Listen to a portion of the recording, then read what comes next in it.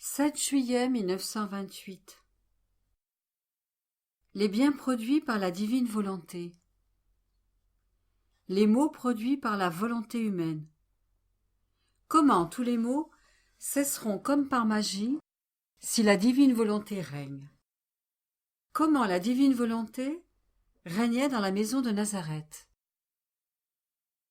Je suivais mon doux Jésus dans sa vie publique et, en pensant à toutes les maladies humaines que Jésus avait guéries, je me disais, pourquoi la nature humaine s'est-elle transformée à ce point que certains sont devenus muets, sourds, aveugles, d'autres couverts de plaies et victimes de tant d'autres maux?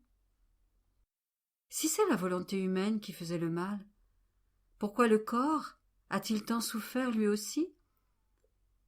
Et mon doux Jésus, se manifestant en moi, me dit, ma fille, tu dois savoir que le corps n'a rien fait de mal, mais que tout le mal a été fait par la volonté humaine. Avant le péché, Adam possédait la vie complète de ma divine volonté dans son âme. On peut dire qu'il en était rempli à ras-bord, au point qu'elle débordait hors de lui.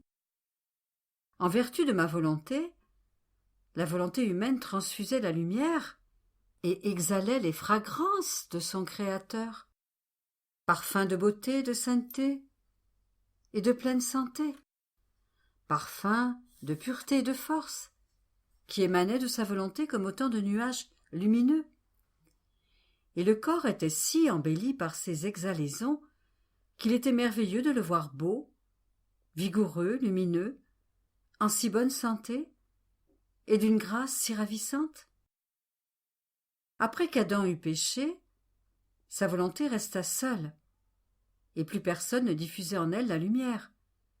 La grande variété des fragrances qui, transfusées à l'extérieur, préservaient l'âme et le corps tels qu'ils avaient été créés par Dieu. Ce furent au contraire d'épais nuages, un air putride, des odeurs de faiblesse et de misère, qui commencèrent à émaner de sa volonté humaine, de telle sorte que le corps perdit lui aussi sa fraîcheur et sa beauté. Il devint affaibli et sujet à tous les maux, partageant tous les maux de la volonté humaine, tout comme il en avait partagé tous les biens. Et si la volonté humaine est guérie en recevant à nouveau la vie de ma divine volonté, tous les maux de la nature humaine cesseront d'avoir de la vie, comme par magie. N'est-ce pas également ce qui se passe lorsqu'un air putride, mauvais et puant entoure les créatures? Combien de maux n'entraîne-t-il pas alors que la puanteur devient si grande qu'elle en coupe le souffle et pénètre jusqu'aux entrailles au point de produire des maladies contagieuses qui mènent au tombeau? Et si un peu d'air de l'extérieur peut causer tant de mal, combien plus grand peut être le mal provoqué par l'air brumeux et putride de la volonté humaine, lequel provient de l'intérieur de la créature, des profondeurs de son être tout entier. Il y a d'ailleurs l'exemple palpable des plantes. Combien de fois, dans un jardin ou un champ en fleurs, où un fermier espérait faire dans la joie une abondante récolte et cueillir de beaux fruits, il a suffi d'un brouillard pour faire tomber les fruits ou d'un vent trop froid pour mettre son champ en deuil, en faisant mourir les fleurs noircies et plonger le pauvre fermier dans la tristesse. Si l'air est bon, il communique la vie du bien. S'il est mauvais, il communique la vie du mal et parfois la mort. L'exhalaison de l'air, si elle est bonne, peut être appelée vie. Si elle est mauvaise, elle peut être appelée mort pour les pauvres créatures. Si tu savais combien j'ai souffert dans ma vie publique, lorsque des aveugles, des muets, des lépreux, etc., se présentaient devant moi, je reconnaissais en eux les exhalaisons de la volonté humaine, et comment l'homme, sans ma volonté, devient difforme, dans son âme et dans son corps.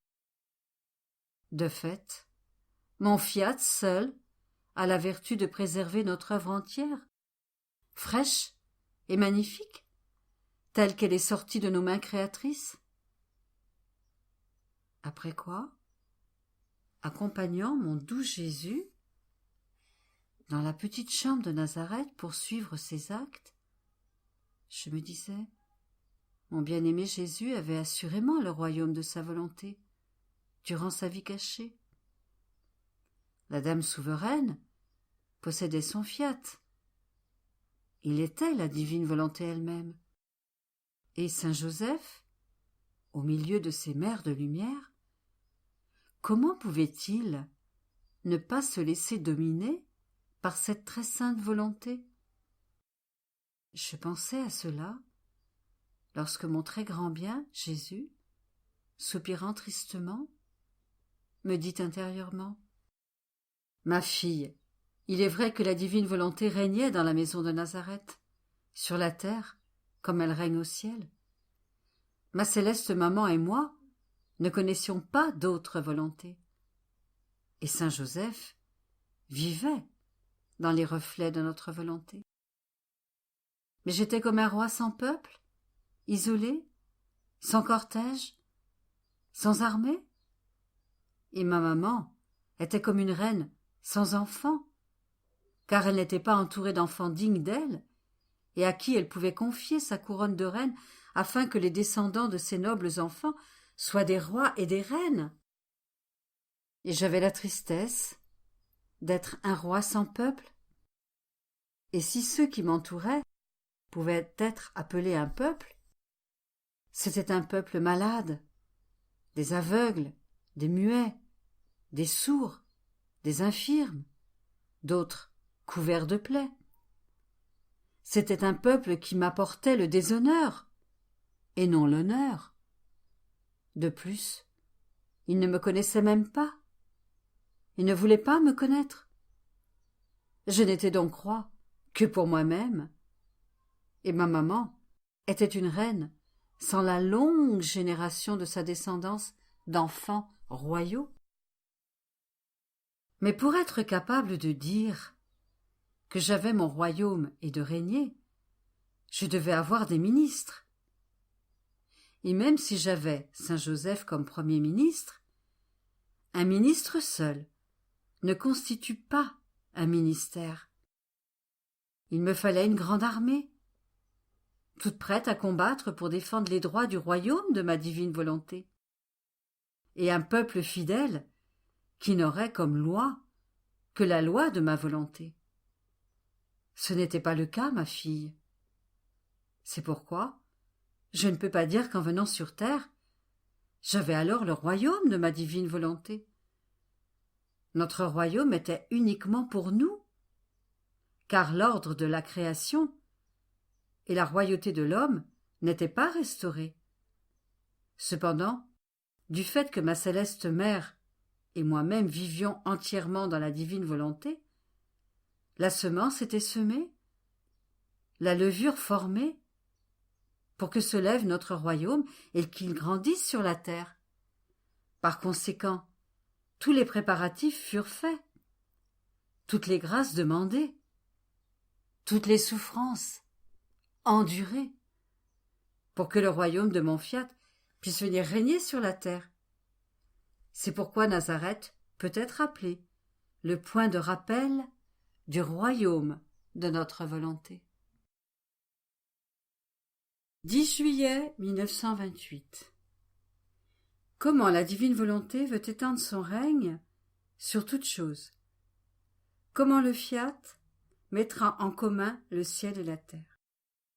Malheur de la volonté humaine. J'écrivais, et tout en écrivant, je ressentais une envie de dormir, et je n'étais pas libre d'écrire. Je me disais alors, pourquoi cette somnolence? Jusqu'à présent, je me sentais si éveillée que si je voulais dormir un peu, j'en étais incapable.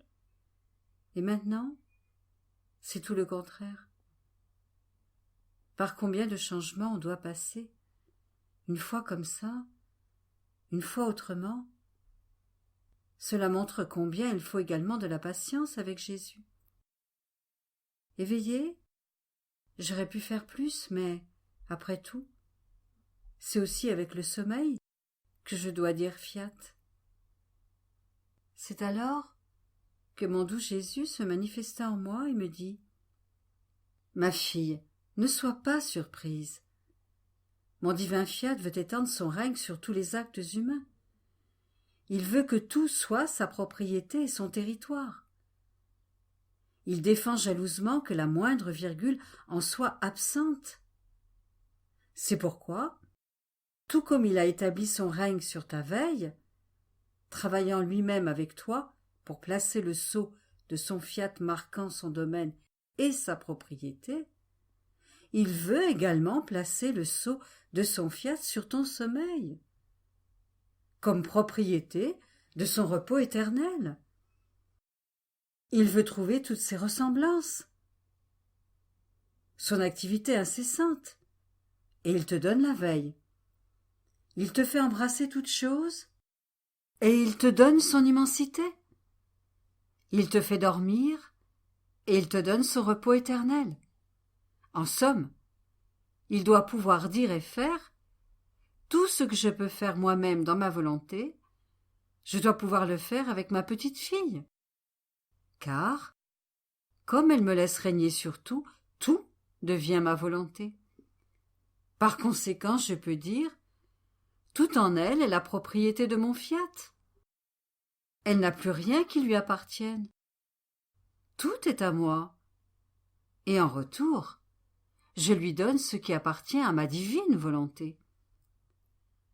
Après quoi, je suivais la divine volonté avec mes actes, et les cieux, les étoiles, le soleil me semblaient si beaux que, des profondeurs de mon cœur, je n'arrêtais pas de répéter qu'ils sont belles les œuvres de mon Créateur, et combien admirables l'ordre et l'harmonie que le Tout-Puissant Fiat a disposé dans toute la création. Oh, si cet ordre et cette harmonie étaient présents parmi les créatures, la face de la terre changerait. Et mon bien-aimé Jésus ajouta « Ma fille, lorsque ma volonté dominera sur la terre, il y aura alors union parfaite entre le ciel et la terre. Un sera l'ordre, une l'harmonie, un l'écho, une la vie, car une sera la volonté. Plus encore, on verra au ciel de nombreux miroirs, et les créatures, se mirant elles-mêmes en eux, regarderont ce que les bienheureux font au ciel. Elles entendront leurs chants, leurs mélodies célestes, et en imitant ce que font les bienheureux, leurs chants, leurs mélodies, il y aura parmi les créatures la vie du ciel. Mon fiat mettra tout en commun, et il y aura la véritable vie du fiat voluntas tua sur la terre comme au ciel. C'est alors que ma volonté chantera victoire, et la créature chantera l'hymne de son triomphe. Puis, il garda le silence, et après un moment il ajouta « Ma fille, la volonté humaine a produit tous les maux qui ont formé l'état malheureux de la pauvre créature. Elle a transformé son lot, sa fortune. Puisque je suis par nature heureux, tout ce qui est sorti de nos mains créatrices dans la création est venu avec la plénitude du bonheur. Par conséquent, la joie et le bonheur éternel, qui étaient à l'intérieur comme à l'extérieur de l'homme, tout s'est envolé. La volonté humaine a chassé hors d'elle-même cette mer de paix perpétuelle et véritable, qui a alors trouvé refuge dans le sein de son Créateur, qu'il avait donné pour que toutes ses œuvres puissent être heureuses. Et bien que nous soyons heureux par nature, et que rien ne puisse faire ombrage à notre bonheur, nous sommes forcés de voir que l'homme à qui nous avions donné la primauté dans la création, est malheureux. Et voir nos enfants malheureux, voir que la mère de notre bonheur ne fait pas la joie de celui qui l'avait reçu, même si cela ne nous cause aucun mal, est toujours une peine. Or, la créature qui vit dans notre divine volonté reprend en elle cette mère de bonheur. Elle nous épargne la vue du malheur dans les pauvres créatures et nous rend doublement heureux, car nous voyons que notre bonheur poursuit sa route vers nos enfants. Par conséquent, ma volonté remettra toutes choses en place et effacera le malheur produit par la volonté humaine qui, avec sa bave empoisonnée, est capable de tout envenimer et de jeter partout le trouble. Comme il est beau de voir tout le monde heureux, quelle consolation pour un père de voir ses enfants couronnés, tous heureux, riches, en bonne santé, beaux, toujours souriants et ne pleurant jamais. Oh, comme il est heureux, et comme il se sent lui-même baigné dans son propre bonheur et celui de ses enfants. Je suis plus qu'un père, et je sens en moi le bonheur de mes enfants, parce que c'est moi-même, et que je peux entrer en moi, tandis que le malheur est extérieur à moi. Il ne m'appartient pas, et n'a nul moyen de pénétrer en moi. J'ai la peine de le voir, mais non de le ressentir. Et comme père, j'aime et je veux que tous soient heureux. 14 juillet 1928. L'âme, qui vit dans la divine volonté, forme ses petites mères en Dieu lui-même. Comment la divine volonté est lumière et recherche la lumière. Comment tous les mots se perdent dans sa lumière. Prodige du fiat. J'étais totalement immergée dans le divin fiat, et mon adorable Jésus plaça devant mon esprit une interminable mer de lumière. Et dans cette mer de lumière, on pouvait voir beaucoup d'autres mers, et de rivières formées dans cette mer elle-même. C'était merveilleux, délicieux et ravissant de voir ces petites mers se former très souvent dans la mer divine, certaines petites, d'autres un peu plus grandes. Il me semblait que c'était comme lorsqu'on est dans la mer. En plongeant dans la mer, l'eau se sépare et forme un cercle autour de nous, en nous laissant de la place pour être capable de rester dans la mer, de sorte que l'on peut voir beaucoup de personnes dans la mer. Mais ces gens ne sont pas des mers, parce que la mer n'a pas la vertu de nous convertir en eau, tandis que notre Dieu a la vertu de nous convertir en sa lumière. Et cependant, on peut voir qu'une volonté humaine est allée plonger dans la mer divine pour y prendre sa place. Et selon qu'elle agit peu ou beaucoup, elle forme une petite ou une plus grande mer dans la mer de ma divine volonté. J'étais en train d'admirer un si beau et si ravissant spectacle lorsque mon doux Jésus me dit « Ma fille, ces petites mers et ces petites rivières que tu vois dans la mer éternelle de la divine majesté sont celles des âmes qui agissent dans la divine volonté. Le Créateur forme et donne la place dans sa propre mer pour celles qui veulent vivre dans son fiat. Il les admet dans sa maison et les laisse former leur propre propriété.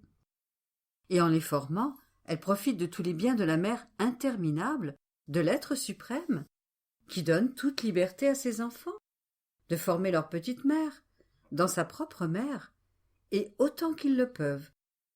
Il y a dans cette mer les petites mers de mon humanité, et celles de la souveraine reine du ciel, et aussi celles des âmes qui vivront dans ma volonté. Aucun de leurs actes ne sera accompli en dehors de cette mer de divine volonté, et ce sera pour la plus grande gloire de Dieu et le plus grand honneur des enfants de mon divin fiat. Après quoi, plus que jamais immergée dans la divine volonté, j'offrais en elle mon être tout entier et tous mes actes. Oh, combien je souhaitais que pas une seule pensée, pas un seul mot, pas un seul battement de cœur ne sortirait de la lumière de ce fiat. Plus encore, je désirais entourer tous les actes des créatures comme une couronne et revêtir chaque chose et chaque acte humain de sa lumière, afin que puisse être une la parole, un le battement de cœur, divine volonté. Mais, alors que mon esprit vagabondait dans son fiat, mon doux Jésus, se faisant voir, me serra très fort dans ses bras. Puis il mit sa très sainte face contre mon cœur et souffla avec force. Je suis incapable de dire ce que j'ai ressenti. Il me dit alors : « Fille de ma divine volonté, mon fiat est lumière, et pas même l'ombre d'un atome de ce qui n'est pas lumière ne pourrait y pénétrer. L'obscurité n'en trouve pas le chemin, et se perd devant sa lumière infinie. Et l'âme, pour entrer dans ma divine volonté, doit se placer dans les reflets de sa lumière. C'est-à-dire que lorsqu'elle veut accomplir ses actes dans ma volonté, elle doit se placer dans ses reflets, qui ont la vertu de changer les actes de l'âme en lumière. Et ma volonté accomplit un prodige, alors que chacun de ses rayons investit tantôt ses battements de cœur, tantôt ses pensées, tantôt ses paroles. En chacun de ces rayons, ma volonté contient la couronne de tous les actes de la créature. Et comme mon fiat embrasse toute chose et toute créature, au ciel et sur la terre, ces rayons les touchent toutes, et mon fiat donne à toutes les actes accomplis en lui par la créature. Si toutes les créatures pouvaient voir les merveilles de la vie et de l'action dans ma volonté, elles verraient le plus merveilleux, le plus ravissant et le plus enchanteur des spectacles qui accomplit le plus grand bien et apporte le baiser de vie, de lumière et de gloire. Puis, d'une voix tendre et émouvante, et avec un plus grand accent d'amour, il ajouta : « Ô divine volonté, comme tu es puissante ! Toi seule es la transformatrice de la créature en Dieu. Ô ma volonté, toi seule es la consommatrice de tous les maux et la productrice de tous les biens.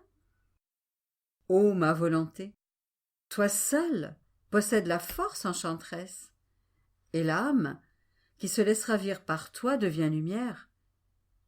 L'âme qui se laisse dominer par toi devient la plus fortunée, au ciel et sur la terre. Elle est la plus aimée de Dieu. Elle est celle qui reçoit tout et qui donne tout. 19 janvier 1928. Comment 3 actes de Dieu ont concouru à la création et comment 3 volontés, sacrifiées pour le royaume de la divine volonté, sont nécessaires. L'âme, qui vit dans la divine volonté, est célébrée par tous et fêtée par tous. Je faisais ma ronde habituelle dans la divine volonté, et parvenue au point où la reine du ciel fut conçue, eut l'usage de la raison, et fit le sacrifice héroïque d'offrir sa volonté à Dieu sans jamais vouloir la connaître, et de vivre uniquement dans la volonté de Dieu, je pensais en moi-même : comme je voudrais que ma céleste maman prenne ma volonté, l'unisse à la sienne, et en fasse don à la majesté suprême, de sorte que je ne connaîtrais même pas ma volonté, afin de vivre uniquement dans la volonté de Dieu. Je pensais à cela lorsque mon bien-aimé Jésus se manifesta en moi, et dans une lumière plus brillante qu'un éclair, il me dit : « Ma fille, 3 actes de la Trinité ont concouru dans la création, qui étaient la puissance, la sagesse et l'amour. Toutes nos œuvres sont toujours accompagnés de ces 3 actes. Car puisque notre ouvrage est parfait, nos œuvres sont exécutées avec la plus grande puissance, une sagesse infinie et un amour parfait, communiquant ces 3 biens immenses à l'ouvrage que nous exécutons.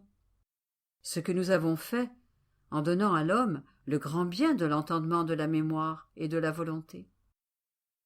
Maintenant, pour que puisse venir le royaume de ma divine volonté, 3 volontés offertes en holocauste à la divinité sont nécessaires, lesquelles, n'ayant pas de vie propre, feraient place à la mienne pour la laisser régner et dominer librement, afin qu'elle puisse prendre sa place royale dans tous les actes humains, la place qui lui sied, car c'est ainsi que nous l'avions établi depuis le commencement de la création de l'homme, qui, avec ingratitude, a donné cette place à sa volonté humaine, en me faisant perdre la mienne. Il n'est pas devant nous de plus grand sacrifice qu'une volonté humaine qui, ayant la vie, ne l'exerce pas, afin de donner libre vie à notre fiat. Et cela, cependant, avec un grand profit pour l'âme, car elle donne une volonté humaine et reçoit une volonté divine. Elle donne une volonté finie et limitée, et en reçoit une qui est infinie et sans limite. Pendant que Jésus disait cela, je pensais, la première a certainement été la Reine du ciel, qui a fait le sacrifice héroïque de ne pas donner vie à sa volonté.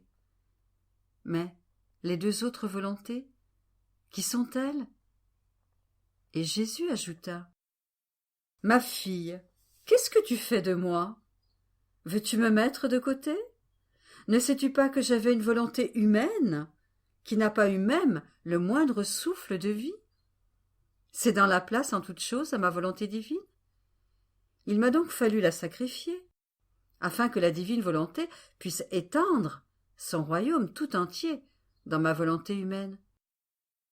Et as-tu oublié que ta volonté humaine est continuellement sacrifiée pour qu'elle n'ait jamais vie, et que ma divine volonté s'en serve comme d'un escabeau à ses pieds, afin de pouvoir étendre sur elle mon royaume? Or, tu dois savoir qu'entre la volonté de la Mère céleste et la tienne, il y a ma volonté humaine qui est première, et soutient les 2, afin qu'elle puisse être constante dans le sacrifice de ne jamais donner vie à la volonté humaine. Et pour que le royaume de ma divine volonté puisse s'étendre sur ces 3 volontés, et avoir la triple gloire de notre puissance, de notre sagesse et de notre amour, et la triple réparation des 3 puissances de l'homme, qui ont toutes concouru au retrait du grand bien de notre divine volonté. Et si la souveraine Reine du ciel a obtenu la grâce en vertu des mérites du futur Rédempteur, tu as reçu la grâce en vertu du Rédempteur déjà venu. Et comme les millénaires ne sont pour nous qu'un seul point, j'ai pensé à tout depuis ce temps, et soutenu les 3 volontés, sur lesquelles devait triompher mon éternelle volonté. C'est pourquoi je te dis toujours, sois attentive, et sache que tu as 2 volontés qui te soutiennent, celle de la céleste maman et celle de ton Jésus, qui fortifie la faiblesse de ta volonté afin qu'elle puisse endurer de rester sacrifiée pour une cause si sainte et pour le triomphe du royaume de mon fiat. Puis, lorsque mon esprit se rendit présent à la conception de la Dame souveraine, je me dis, Reine Immaculée, la petite fille de la divine volonté vient se prosterner à tes pieds pour célébrer ta conception et te rendre les honneurs dus à une reine. Et avec moi, j'appelle la création tout entière à t'entourer comme une couronne. les anges, les saints, les cieux, les étoiles, le soleil et le monde entier, pour te reconnaître comme reine, honorer et aimer ta grandeur, et se déclarer tes sujets. Ne vois-tu pas, ô céleste mère et reine, comme toute chose créée t'entoure pour te dire « Nous te saluons, notre reine. Finalement, après tant de siècles, nous avons reçu notre impératrice. » Le soleil te salue comme reine de lumière, les cieux comme reine de l'immensité et des étoiles, le vent comme reine de l'empire, la mer comme reine de pureté, de force et de justice. La terre te salue comme reine des fleurs, tous te saluent en chœur. Tu es bienvenue, notre reine, tu seras notre sourire, notre gloire, notre bonheur. À partir de maintenant, nous serons suspendus à tes désirs. Mais en disant cela, je pensais en moi-même, évidemment, mes sottises habituelles. Je suis en train de célébrer ma céleste maman, et elle ne pense pas à célébrer la petite fille de la divine volonté? Je ne voudrais rien d'autre que la fête de me prendre sur ses genoux, comme une petite enfant, pour me nourrir de l'air, du souffle, de la nourriture et de la vie de la divine volonté. Mais je pensais à cela, et à bien d'autres choses, lorsque mon doux Jésus se manifesta en moi et me dit « Petite fille de ma volonté, celle qui vit dans ma divine volonté est célébrée par tous, et elle est la fête de tous. Veux-tu savoir pourquoi tu célèbres, depuis sa conception même, l'état de reine de ma maman? Parce qu'elle a commencé sa vie dans la divine volonté, et que la divine volonté te rend présent son glorieux état de reine, qu'il te fait célébrer avec toutes les choses créées, tout comme elle a été célébrée à sa conception. Les fêtes commencées dans le fiat sont éternelles. Elles n'ont pas de fin.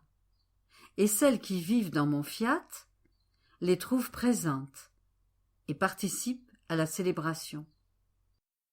Et bien que la petite reine du ciel ait perçu dès l'instant même de sa conception que tous la révéraient, lui souriaient, l'attendaient, et qu'elle était accueillie par tous, elle ne connaissait cependant pas, depuis le début, le mystère qu'elle devait devenir ma mère, la mère de celui qu'elle attendait elle-même, car elle ne l'a su que lorsque l'ange le lui a annoncé.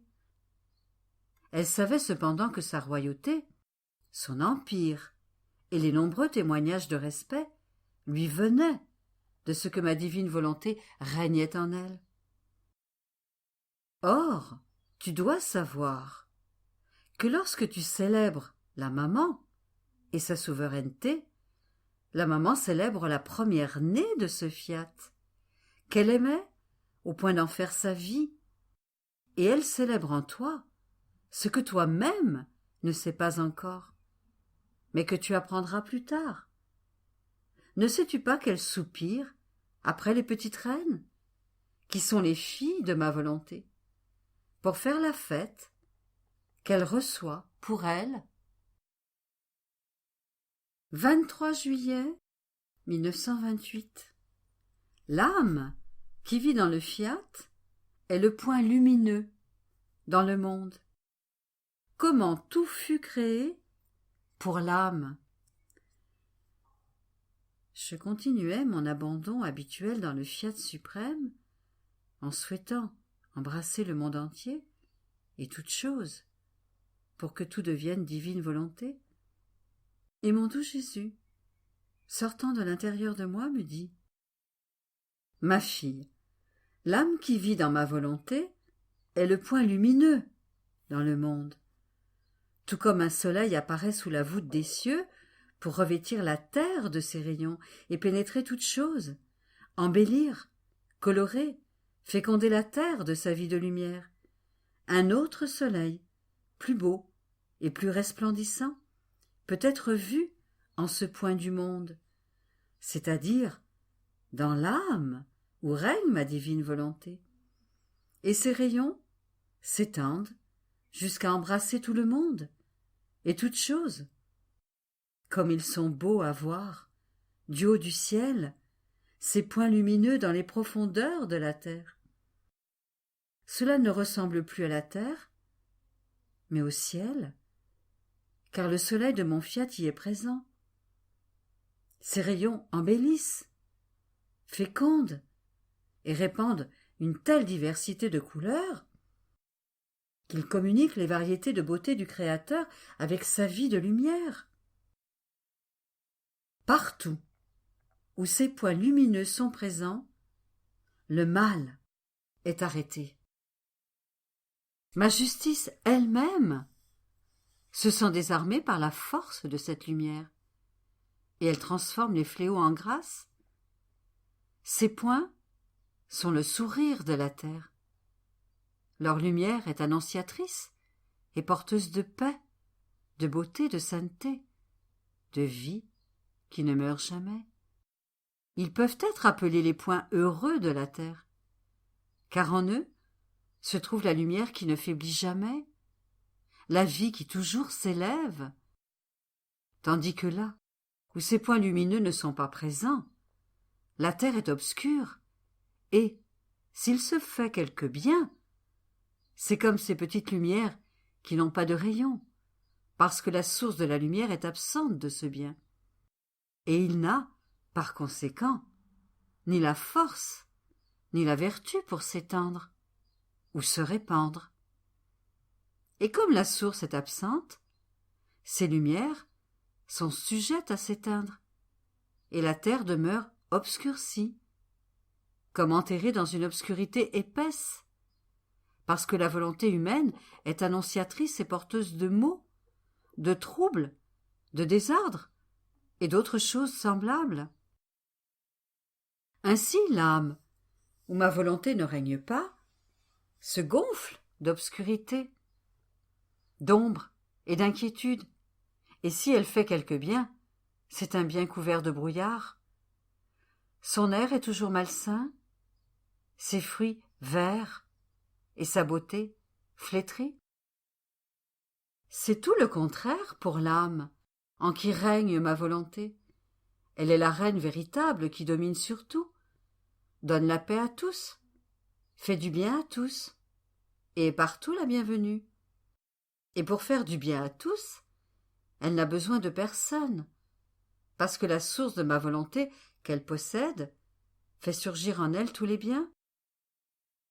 Je continuais alors ma ronde dans la divine volonté pour apporter à mon Créateur toutes les choses créées, les cieux, le soleil et toutes choses, en adoration profonde envers mon Dieu, et pour pouvoir lui dire « Tu m'as donné les cieux, les étoiles, le soleil, la mer, et mon amour te rapporte tout en retour. » Et je pensais à cela lorsque mon doux Jésus me dit « Ma fille, ah oui, j'ai créé toutes choses pour vous, et je vous ai tout donné.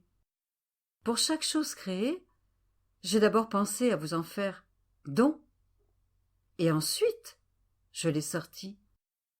Je vous ai fait tant de dons que vous n'aviez plus d'endroit où les mettre, et mon amour, pour que vous ne soyez pas embarrassés, vous a donné l'espace où les placer, de sorte que, profitant à votre gré, tantôt d'une chose et tantôt d'une autre, vous ne soyez pas gênés, parce que chaque chose a sa place pour rester à votre disposition. Si tu savais, comme nous étions heureux de voir notre petite fille prendre son envol dans notre volonté pour nous apporter les cieux, les étoiles, le soleil et tout le reste, et nous payer de retour avec les dons mêmes que nous lui avions faits.